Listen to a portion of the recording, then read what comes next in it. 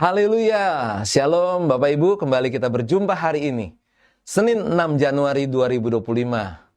Kita tetap dalam pembahasan seminggu bersama masa depan menurut kitab Amsal hari yang kelima. Dengan judul, Hikmat Semanis Madu. Mari kita baca Amsal 24 ayat 13 hingga 14. Anakku, makanlah madu, sebab itu baik, dan tetesan madu manis untuk langit-langit mulutmu. Ketahuilah, demikian hikmat untuk jiwamu. Jika engkau mendapatnya, maka ada masa depan dan harapanmu tidak akan hilang. Pengertian hikmat adalah kemampuan atau keterampilan untuk mengerjakan pekerjaan. Kemampuan untuk memahami dan mengatasi masalah-masalah kehidupan sehari-hari.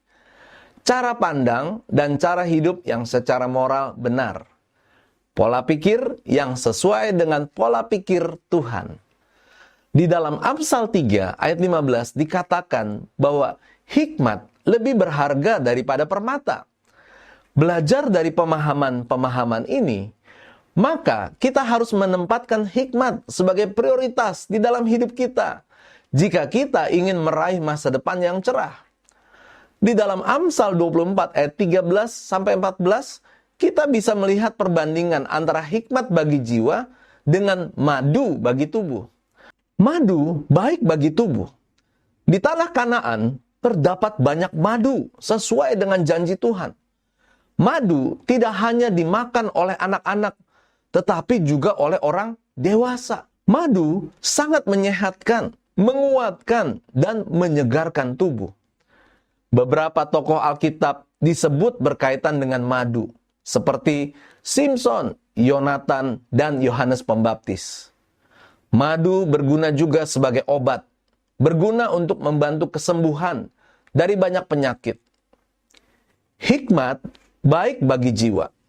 Hikmat memberikan ketenangan dan kesenangan bagi jiwa.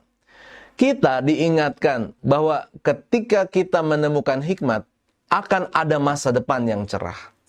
Ketika kita memperoleh hikmat, ada akhir yang baik untuk segala sesuatu. Jika kita menjalani hidup kita dengan hikmat, hidup kita akan memiliki akhir yang diinginkan, yang diberkati dan baik. Kita juga diberitahu bahwa ketika kita mengambil bagian dalam hikmat, harapan kita tidak akan terputus. Hikmat menghasilkan harapan yang kekal. Hidup yang berhikmat adalah hidup untuk hal-hal yang kekal. Ketika kita hidup untuk dunia ini, mungkin tampak hebat pada awalnya. Tetapi pada akhirnya ternyata pahit. Mungkin kita memiliki banyak hal sekarang. Kita memiliki kesenangan. Tetapi semuanya terputus oleh kematian. Pengkhotbah mengingatkan kita bahwa kita mungkin dapat menikmati hal-hal duniawi saat kita masih muda. Tetapi saat kita tua, hal-hal yang sama itu tidak akan memuaskan. Semakin kita tua, semakin sedikit kita menikmati hal-hal itu. Karena kondisi tubuh kita yang melemah. Jadi, hidup untuk dunia berakibat pada berkurangnya harapan yang cerah setiap tahunnya. Pada akhirnya, harapan itu terputus sama sekali. Namun, hikmat akan melindungi kita dari hidup untuk harapan yang akan terputus itu. Intinya, dengan hikmat, maka masa depan kita cerah. Kalau hikmat begitu penting bagi kita, maka kita harus berusaha untuk mendapatkannya. Takut akan Tuhan adalah cara kita mendapatkan hikmat. Permulaan hikmat adalah takut akan Tuhan, dan mengenal yang Maha Kudus adalah pengertian. Amsal 9 ayat 10.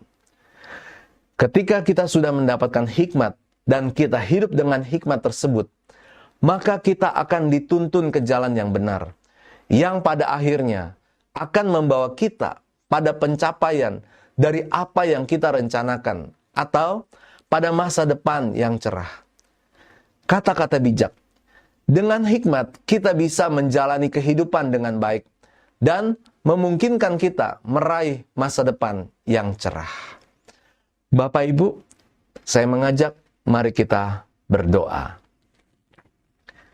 Tuhan, beriku hikmat karena aku sangat membutuhkannya untuk menjalani kehidupan ini dan untuk meraih masa depan yang cerah. Dalam nama Tuhan Yesus, kami berdoa mengucap syukur. Haleluya. Amin.